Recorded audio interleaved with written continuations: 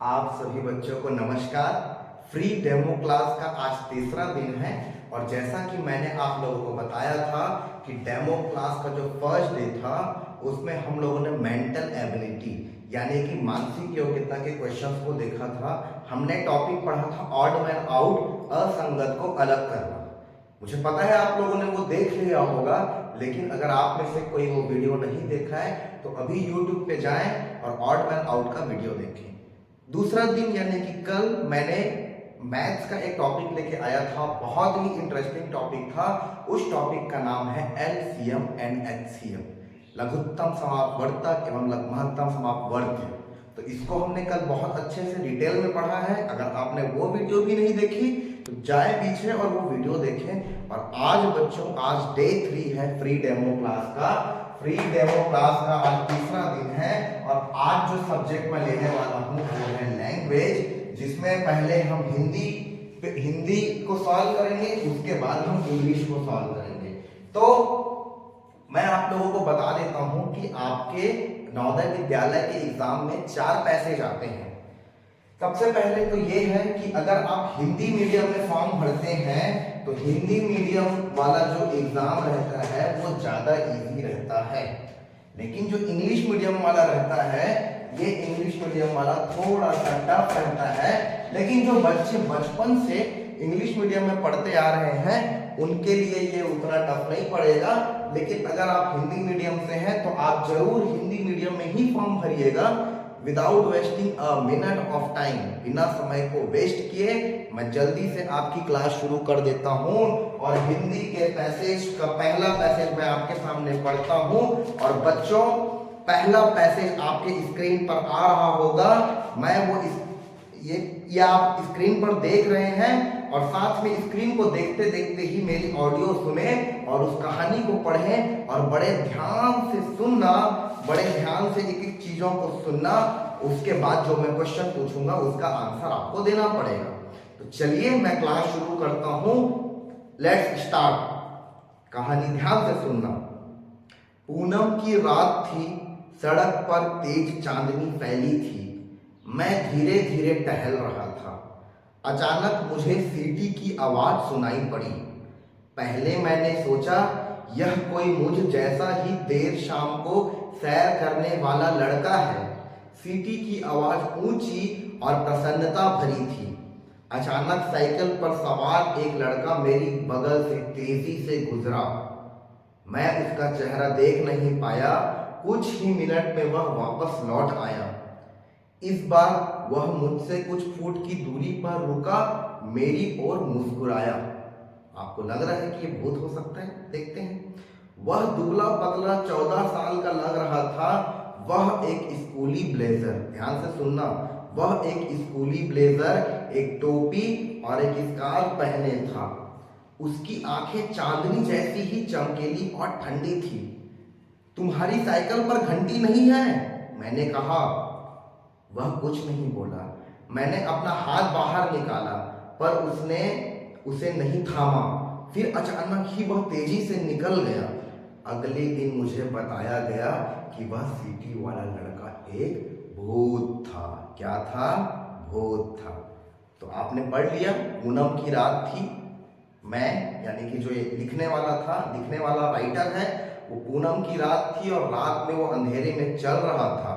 अचानक उसे एक सीटी की आवाज सुनाई दी तो वो पलट के देखा तो एक आदमी था जो बहुत पतला था, स्कूली ब्लेजर उसने पहना हुआ था। उसने अपना हाथ दिखाया थामने के लिए तो सामने वाले ने हाथ नहीं दौड़ाई और जो उसकी आंखें थी वो चांदनी जैसी चमकीली थी और ठंडी थी। और उसके बाद वो वहां से निकल गया। अब मैं आपसे पूछता हूं पहला क्वेश्चन।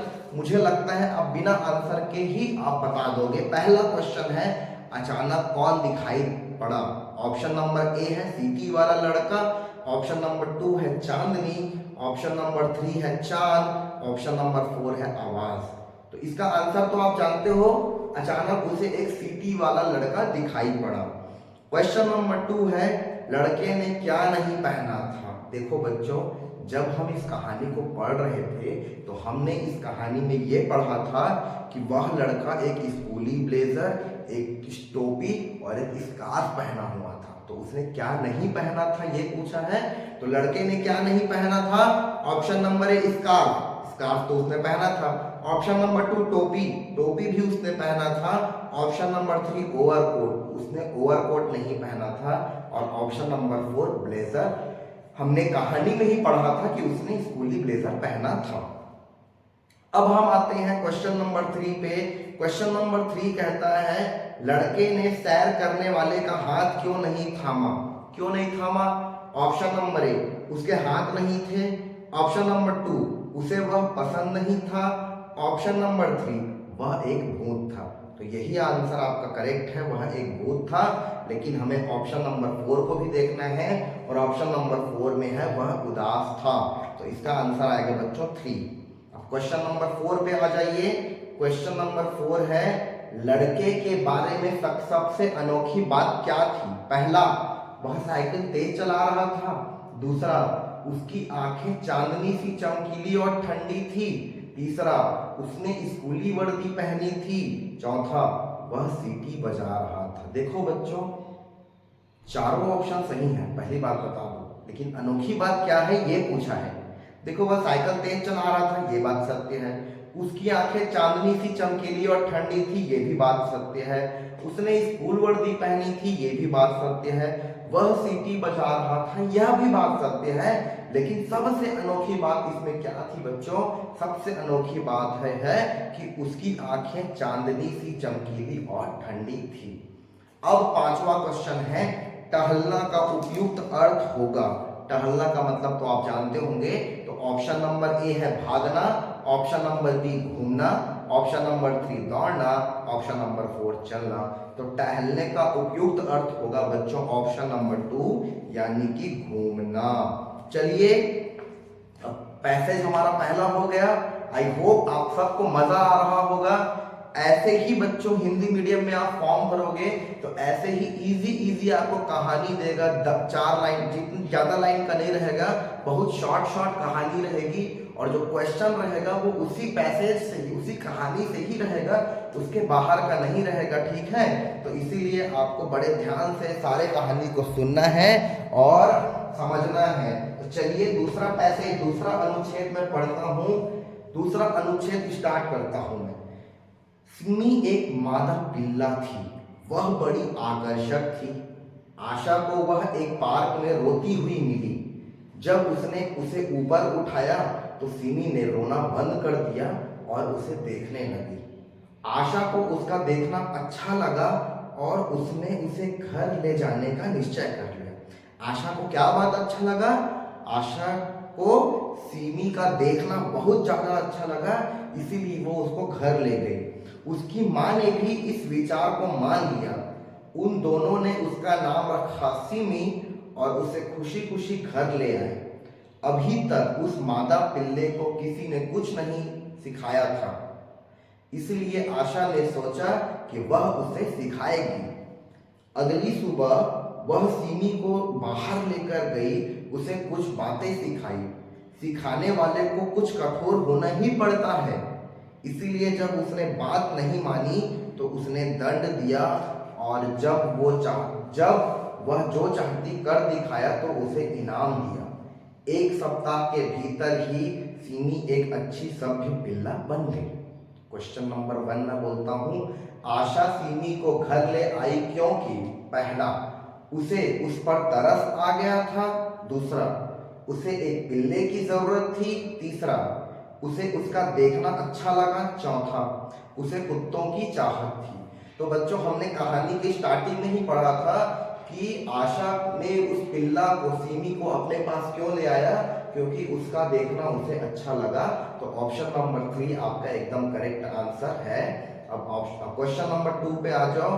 उसने बात नहीं मानी, यहाँ उसने का अर्थ है पिल्ला, दूसरा आशा की माँ, तीसरा आशा, चौथा कहानी सुनाने वाले। देखो, उसने बात नहीं मानी यानी कि सिमी यानी कि पिल्ले ने बात नहीं मानी। अब क्वेश्चन नंबर 3 कहता है इनाम का विपरीतार्थ शब्द क्या है? इनाम यानी कि हम किसी को रिवॉर्ड देते हैं किसी की उपलब्धि पर, तो उसका विपरीत शब्द यानी कि विलोम शब्द यानी कि उल्टा शब्द क्या है? इनाम का उल्टा शब्द। पहला ऑप्शन जुर्माना, दूसरा डांट फटकार, तीसरा प्रोत्साहन, चौथा भेंट। तो इनाम का विपरीत शब्द होता है बच्चों जुर्माना। इनाम यानी कि हम किसी को इनाम देते हैं, जुर्माना यानी हम उनसे जुर्माना लेते हैं। दोनों अलग अलग है, दोनों अपोजिट अपोजिट है, दोनों विपरीत विपरीत है। क्वेश्चन नंबर 4 पे आ जाइए। क्वेश्चन नंबर 4 कहता है वह जो चाहती थी कर दिखाया, वाक्य के लिए निम्नलिखित में से कौन सा शब्द ठीक है? अनुकरण, उठाना, प्रदर्शन, आज्ञा पालन। तो देखो बच्चों, ये जो लाइन है, ये जो क्वेश्चन है, वह जो चाहती थी कर दिखाया, इसमें आज्ञा पालन आएगा। तो ऑप्शन नंबर 4 आपका करेक्ट हो जाएगा। अब आ जाते हैं क्वेश्चन नंबर 5 पे। क्वेश्चन नंबर 5 कहता है पिल्ले का नाम सिमी किसने रखा? आशा की सहेली ने, पिल्ले की माँ ने, आशा और उसकी माँ ने और आशा ने। हमने कहानी में तो पढ़ ही लिया है कि पिल्ले का नाम सिमी किसने रखा? आशा और उसकी माँ ने रखा। तो इस प्रकार बच्चों हिंदी के 2 अनुच्छेद आपके सामने कंप्लीट हो गए। विदाउट वेस्टिंग ऑफ टाइम, बिना टाइम को वेस्ट किए मैं तीसरे अनुच्छेद को पढ़ता हूँ। और तीसरा अनुच्छेद को बहुत ध्यान से सुनो, बहुत अच्छी कहानी है ये, हाथी के बारे में है। हाथी की सबसे अनोखी चीज उसकी सूंड है। यह उसे पेड़ के तने के चारों ओर लपेट कर पेड़ को जड़ सहित उखाड़ सकता है। माता हथनी अपनी सूंड का उपयोग करती है तो वह अपनी सूंड से धूल उठाकर फूंक से अपनी पीठ पर बिखेर देती है। मौसम गर्म होने पर वह उसका उपयोग फुहारा स्नान के लिए करती है। काम करते समय इससे भारी लट्ठा उठाकर उसे दूर ले जाती है। हाथी की सूंड मांसपेशियों का पुंज है, किंतु यह बहुत कोमल भी है। लड़ाई के समय हाथ अपनी सूंड को मोड़कर एक तरफ हटा लेता है। कुछ लोग सोचते हैं कि जैसे हम किसी नली से पानी पीते हैं, हाथी भी वैसे ही अपने सूंड का उपयोग पानी सुड़कने के लिए करता है। यह असत्य है कि अपनी सूंड में पानी लेकर पानी को अपने मुंह से उड़ेल देता है। क्वेश्चन नंबर फर्स्ट आपके सामने है। क्वेश्चन नंबर फर्स्ट है हाथी की सूंड सबसे अधिक अनोखी है क्योंकि? पहला ऑप्शन, इससे हाथी द्वारा बहुत प्रकार के कार्य कर सकता है। हाँ, ये करेक्ट आंसर है। सेकंड ऑप्शन देख लेते हैं, यह मांसपेशियों का विशाल पुंज है। ये मांसपेशियों का विशाल पुंज तो है, लेकिन ये सबसे अनोखी बात नहीं है। यह देखने में बहुत अच्छी है, ये भी नहीं आएगा। अपनी सूंड से पेड़ को धकेल देता है, ये भी नहीं आएगा। ऑप्शन नंबर 1, हाथी की सूंड सबसे अधिक अनोखी इसलिए है क्योंकि ऑप्शन नंबर 1 कहता है इसके द्वारा हाथी बहुत से कार्य कर सकता है। क्वेश्चन नंबर 2 पे आते हैं बच्चों। क्वेश्चन नंबर 2 कहता है हाथी पेड़ को उखाड़ सकता है। ऑप्शन नंबर ए, जमीन से उसकी जड़ों को खींचकर? नहीं। पेड़ के चारों तरफ अपनी सूंड लपेटकर? नहीं। अपनी सूंड से पेड़ के चारों ओर चक्कर देकर और फिर उसे खींचकर? हाँ, ये वाला ऑप्शन सही है। अगर आपसे पैसेज में कभी कोई क्वेश्चन का आंसर नहीं बनता है तो आप क्या करें, आप वापिस से उस पैसेज को पढ़ें, 1 बार 2 बार 3 बार। अगर आपको 5 बार पढ़ने की जरूरत पड़े तो आप 5 बार पढ़ें। अब क्वेश्चन नंबर 3 पे आते हैं। माता हथनी अपनी सूंड का उपयोग करती है। पहला, प्यार दिखाने के लिए? नहीं। दूसरा, फुहारा स्नान करने के लिए? हाँ, ये तो सही है। तीसरा, मक्खियों को भगाने के लिए? गलत। चौथा, लट्ठों को उठाना सीखने के लिए? ये भी गलत। तो ऑप्शन नंबर 3, माता हथनी अपनी सूंड का उपयोग करती है, ऑप्शन नंबर 2 सही है, फुहारा स्नान करने के लिए। अब क्वेश्चन नंबर 4 पे आ जाओ बच्चों। क्वेश्चन नंबर 4 कहता है लड़ाई में हाथी अपनी सूंड मोड़कर एक तरफ हटा लेता है क्योंकि? वह लड़ाई से घबराता है? नहीं। दूसरा, उसकी सूंड बहुत कोमल होती है? तीसरा, हाथी के लड़ने का यही तरीका है? चौथा, उसकी सूंड बहुत लंबी होती है। बच्चों, इस क्वेश्चन को मैं एक बार फिर से रिपीट करूंगा और इसका आंसर जो है वो 2 आएगा। लड़ाई में हाथी अपनी सूंड मोड़कर एक तरफ हटा लेता है क्योंकि उसकी सूंड बहुत कोमल होती है। ठीक है। अब पांचवा क्वेश्चन है अनोखा का पर्यायवाची होगा। अनोखा यानी कि स्पेशल, मतलब सब चीजों से हट के, तो इसका पर्यायवाची यानी कि शब्दार्थ क्या होगा? मजाकिया तो नहीं होगा। तीसरा ऑप्शन विनोदी भी नहीं होगा। चौथा ऑप्शन खुशदिल भी नहीं होगा। इसका ऑप्शन नंबर 2 सही है। ऑप्शन नंबर 2 है विचित्र। तो इस प्रकार हमने बच्चों 1 2 3 अनुच्छेद कर लिए। 2 अनुच्छेद और नहीं, 1 अनुच्छेद और करेंगे क्योंकि आपके पेपर में सिर्फ 4 ही अनुच्छेद आते हैं। 1 अनुच्छेद करेंगे, उसके बाद आप वीडियो को पॉज करिएगा। उसके बाद जो हिंदी मीडियम वाले हैं वो इतना तक वीडियो देखें, और जो इंग्लिश मीडियम वाले हैं वो इस अनुच्छेद कंप्लीट होने के बाद वाली वीडियो देखें। तो अनुच्छेद चौथा मैं पढ़ता हूं। अनुच्छेद चौथा कहता है, श्रीमती सेन को आभूषणों का बड़ा शौक था। उनके जन्मदिन के अवसर पर श्री सेन ने उन्हें सोने और हीरो का एक सुंदर हार खरीद कर दिया। श्रीमती सेन ने उस हार को थोड़ी देर पहना, उसके बाद उतार दिया। उन्होंने उसे अपने कमरे की मेज पर रख दिया। उसके बाद वे स्नानागार चाहने चली गई। एक बूढ़ा बंदर उनके घर के पास वाले पेड़ पर चढ़ा और बालकनी से कूद गया। एक खुली खिड़की से वह कमरे के अंदर घुस गया।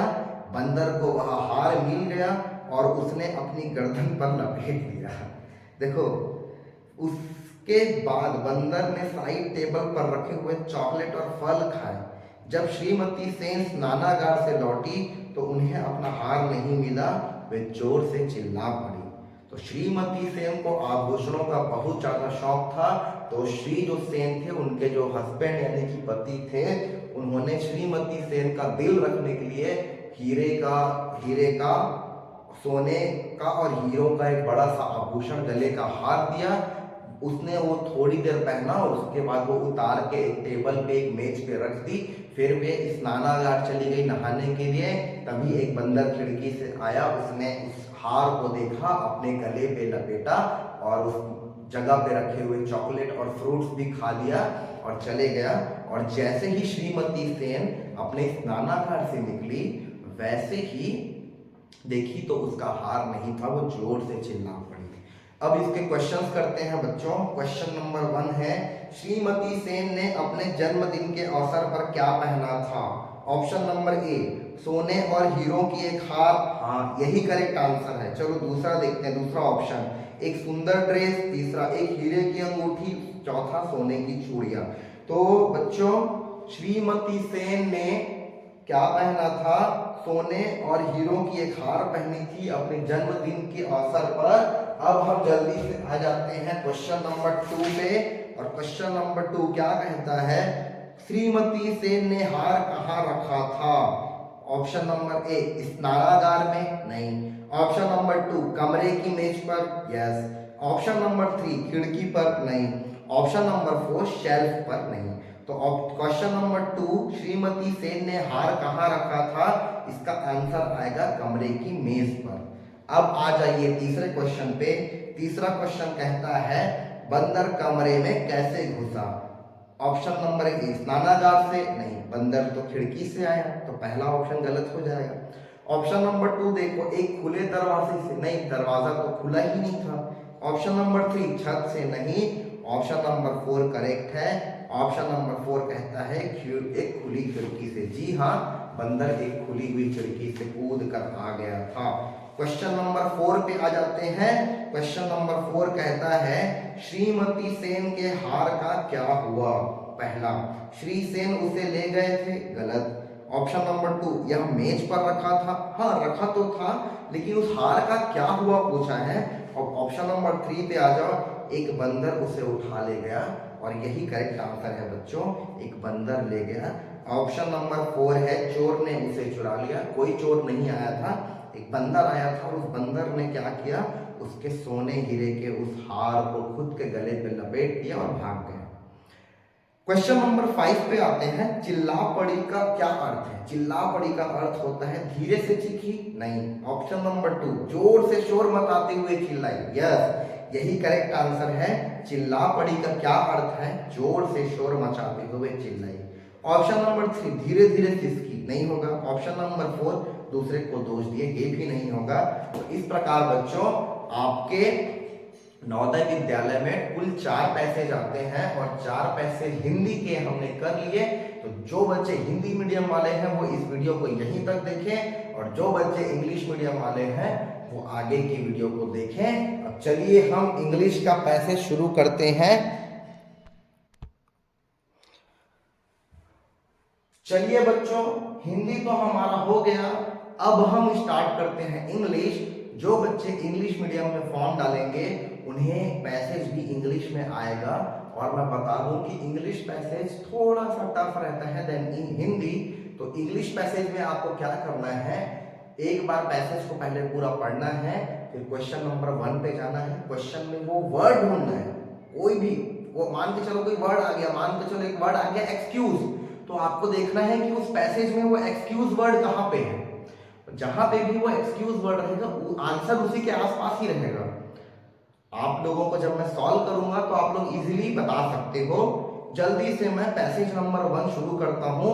पैसेज नंबर 1 आपके स्क्रीन पे ये रहा और गंगा के बारे में है। तो चलिए मैं वो पैसेज पढ़ लेता हूं। Ganga is a Holi river of the Hindus. The Hindus call the Ganga mother Ganga. Every Hindu wishes to die on the bank of the holy so that he may reach heaven. It is one of the biggest river in India, about 1600 miles in length. It comes off the Gangotri mountains in the Himalayas. At Haridwar, it leaves the mountains and enters the plain. Its flow is slow in the plains at Allahabad.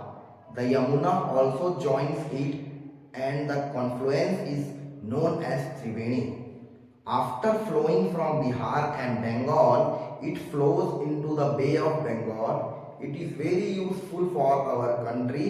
It brings with it rich soil from the mountains and spread it on land to make it very fertile.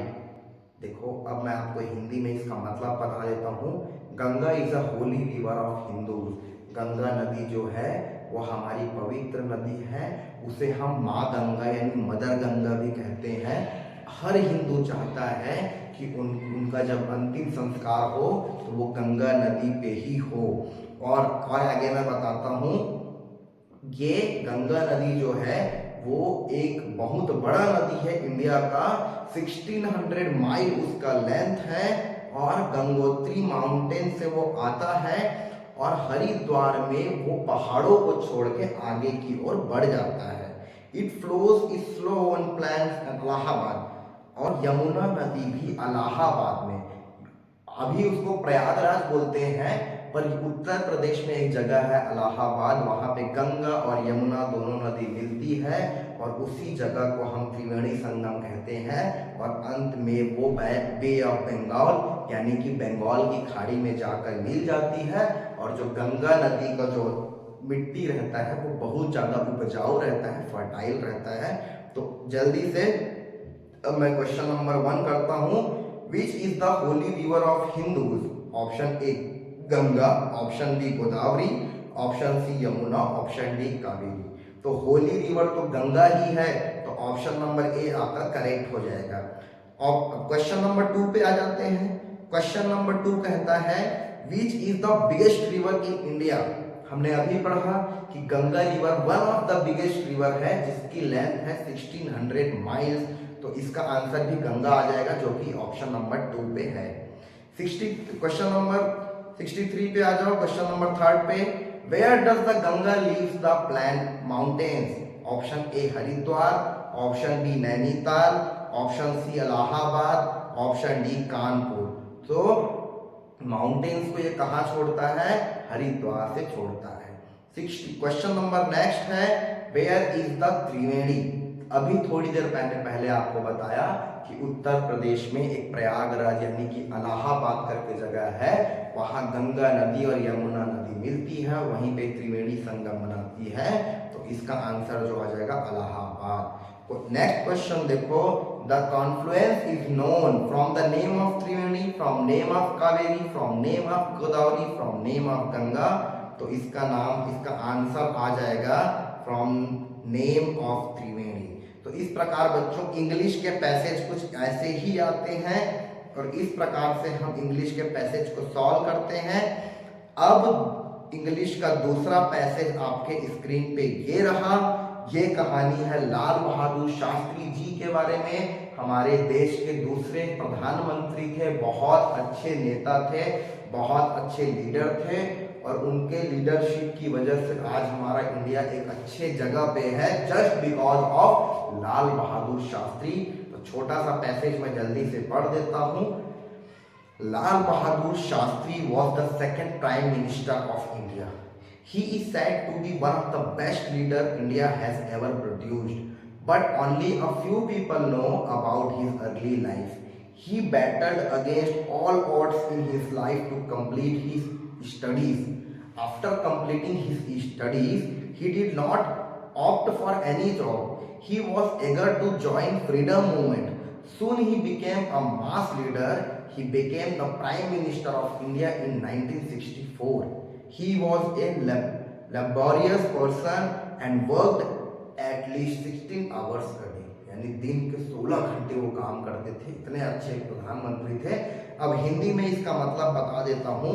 लाल बहादुर शास्त्री हमारे देश के दूसरे प्रधानमंत्री थे और India के one of the best नेता, one of the best leader वही थे। और कुछ ही लोग उनकी लाइफ के बारे में जानते हैं। उनकी लाइफ में बहुत सारी चुनौतियां आई, हर अलग अलग, उन सब से वो बैटल किए और वो कभी भी, इतना पढ़ने के बाद भी वो कभी जॉब के लिए अप्लाई नहीं किए। वो एक फ्रीडम मूवमेंट में पार्टिसिपेट करना चाहते थे, फिर फ्रीडम मूवमेंट में पार्टिसिपेट करके वो एक मास लीडर बन गए। कैसे लीडर बन गए? मास लीडर, है ना। और 1964 में वो प्राइम मिनिस्टर ऑफ इंडिया बने और वो 16 आवर्स काम करते हैं। तो ये हो गया पैसेज। पैसेज का पहला क्वेश्चन मैं आपके सामने पढ़ता हूँ। क्वेश्चन नंबर फर्स्ट है, Lal Bahadur Shastri was the dash prime minister of India. हमने अभी पढ़ा, ऑप्शन नंबर ए में ही है, second prime minister of India. 72, he battled dashed all odds in his life. A for, B against, C in, D into. अगर आपको देखना है कि इसका आंसर क्या होगा तो यही वर्ड आप ढूंढो उसमें। ही बैटल्ड वर्ड ढूंढो। देखो ही बैटल्ड वर्ड आपको फोर्थ लाइन में दिख रहा है। He battled against all odds in his life, तो इसीलिए इसका आंसर आ जाएगा बी अगेंस्ट। क्वेश्चन नंबर 3 कहता है he became a dash leader. अब फिर से आपको इसका आंसर देखना है तो आप चले जाओ 7th लाइन पे चले जाओ। 7th लाइन पे लिखा है सून he became a mass leader, तो इसका आंसर आ जाएगा ऑप्शन नंबर डी, मास। 70 क्वेश्चन नंबर नेक्स्ट कहता है became is the dash tense of the verb. देखो बच्चों, बिकम, बिकेम, बिकेम आप लोग पढ़े होंगे, present, past, future. Become, became, तो बिकेम को है पास्ट है, तो ये बिकेम कौन सा टेंस है? पास्ट है। तो ऑप्शन नंबर बी जो है करेक्ट आंसर आएगा। अब आ जाते हैं नेक्स्ट क्वेश्चन पे, complete is the synonym of. देखो इसमें मैं आप लोग को एक चीज बता दूं, आपके सामने दो वर्ड आएंगे, एक आएगा सिनोनिम और एक आएगा एंटोनिम। सिनोनिम यानी होता है शब्दार्थ, एंटोनिम यानी होता है विलोम शब्द। तो हमसे क्वेश्चन में क्या पूछा है, कंप्लीट का सिनोनिम, कंप्लीट का शब्दार्थ क्या होगा? Option A begin, after D commence, after C finish, after D open, तो इसका आंसर आ जाएगा ऑप्शन सी फिनिश। तो इस प्रकार हमने दो पैसेज कर लिए बच्चों। अब हम आते हैं तीसरे पैसेज पे। अब हम पढ़ेंगे वोल्केनो के बारे में। ज्वालामुखी आप लोगों ने पढ़ा होगा। ज्वालामुखी कुछ पहाड़ों के ऐसे निकलता है, गरम गरम लिक्विड के रूप में आग निकलता है, उसके बारे में हम पढ़ते हैं। तो चलिए ध्यान से सुनिए। A volcano is a burning mountain with a great hole running deep into the earth. The mouth of the opening is called the crater of the volcano. Sometimes a volcano may remain quiet for centuries and then suddenly become active. This is called a volcanic eruption. and great clouds of ash, dust, gas and steam rise from the crater accompanied by a loud noise. After some time, hot molten rock called lava begin to flow down the mountain. This may continue for many days or weeks, then the volcano will go to sleep again and remain dormant for many years. Most volcanoes are found near seas, leading the formation of island. ये मैंने पढ़ लिया। अब बच्चों इसका मैं आपको हिंदी में मतलब बता देता हूँ। वॉल्केनो एक ज्वालामुखी है, वो बर्निंग माउंटेन होता है जो कि running deep into the earth, earth के अंदर वो दबा रहता है, वो लावा, ठीक है। और जो वो ज्वालामुखी का जो मुंह रहता है, जो माउथ रहता है, उसको हम क्रेटर बोलते हैं, है ना। और ये जो ज्वालामुखी है वो कई सालों से, कई शताब्दियों तक शांति से सोए रहती है, क्वाइट रहती है। यहाँ पे एक वर्ड आया QUIET, क्वाइट। क्वाइट का मतलब होता है शांत। तो कई सालों से, कई शताब्दियों से ज्वालामुखी शांत रहती है, लेकिन अचानक से सडनली वो एक्टिव हो जाती है। एक्टिव हो जाती है मतलब प्रोसेस में आ जाती है, और उसी को हम वॉल्केनिक एरप्शन कहते हैं। और ऐश यानी कि राख, डस्ट, गैस, स्टीम सब वहां से निकलता है। तो चलिए बच्चों, हिंदी में हमने इसका मतलब जान लिया। अब इसके क्वेश्चंस हम करेंगे। क्वेश्चन नंबर फर्स्ट कहता है what is not true about volcano. यहाँ पे नॉट लिखा है, आपको बड़े ध्यान से समझना है, इनमें से कौन सी बात सत्य नहीं है उसको बताना है। It is like big forest fires, ऐसा तो कुछ नहीं है, पहला वाला ही गलत है। लेकिन हम तीन ऑप्शन को भी देखेंगे। It gives out ash, dust and lava, ये तो सत्य है। It is found mostly near sea, ये भी सही है। It creates a great hole deep into the earth, ये भी सही है। तो option number A, what is not true about volcano, it is like big forest fire. Question number next पे आते हैं। व्हेन अ वोल्केनो इरप्ट्स, जब ज्वालामुखी निकलती है, it is said to be dormant, sleeping, active, quiet, तो बोलते हैं इसको एक्टिव बोलते हैं बच्चों। ऑप्शन नंबर सी करेक्ट है, एक्टिव। नेक्स्ट क्वेश्चन कहता है the lava that flows down the mountain is in which state, कौन सी स्टेट में रहता है, सॉलिड, लिक्विड, वेपर, गैस। तो मैं आपको बता दूं बच्चों, ज्वालामुखी जब निकलती है तो जो आग रहता है वो लिक्विड स्टेट में रहता है। कौन सी स्टेट में रहता है, लिक्विड स्टेट में। नेक्स्ट क्वेश्चन आपका कहता है the antonym of quite here is, quite मतलब होता है शांत, तो शांत का अपोजिट क्या होगा, एक्टिव। देख लेते हैं इसका ऑप्शन। काम, काम मतलब तो शांत होता है। सीरीन, स्टील, एक्टिव, तो ऑप्शन नंबर डी जो है एक्टिव, ये बिल्कुल सही हो जाएगा। Accompanied as used in the passage means, accompanied का मतलब होता है साथ में, तो साथ में का मतलब option number along with, option number B followed by, option number C happened, option number D continued. तो बेटा इसका ऑप्शन नंबर ए बिल्कुल करेक्ट आंसर है। इस प्रकार अब हम आते हैं एक और पैसेज पे, और इस पैसेज के बाद आपका जो आज का लैंग्वेज का डेमो क्लास है वो खत्म हो जाएगा। जल्दी से मैं ये छोटा सा पैसेज है उसको पढ़ देता हूँ। पढ़ने के बाद मेरी जब पढ़ाता हूँ बड़े ध्यान से सुना करो, एक एक चीजों पे गौर किया करो, क्योंकि जब मैं पढ़ाता हूँ उसमें आपको हिंट भी देते जाता हूँ आंसर का, तो इसीलिए आप बड़े ध्यान से सुना करो, एक एक शब्दों पे गौर किया करो और सोचा करो कि इसके क्वेश्चंस ना मैं किस तरीके से पूछ सकता हूँ। आप बिल्कुल पूछिए, कमेंट करें, कहीं भी मेरे व्हाट्सएप नंबर पे कॉल करके कोई डाउट है तो पूछ सकते हैं। चलिए बच्चों, अब मैं लास्ट पैसेज पढ़ता हूँ। It was a Sunday, Harish was playing in a park with his friends, there was a pond nearby, Harish wanted to swim, he jumped into the pond with a splash, at the other end of the pond there were a few ducks in the water, harish swam happily enjoying the mild sun and cold water. Suddenly he heard a loud noise and the water splashed. He looked all around to see if someone had dived into the pond. He could see no one. अब मैं इसका मतलब हिंदी में बता देता हूँ।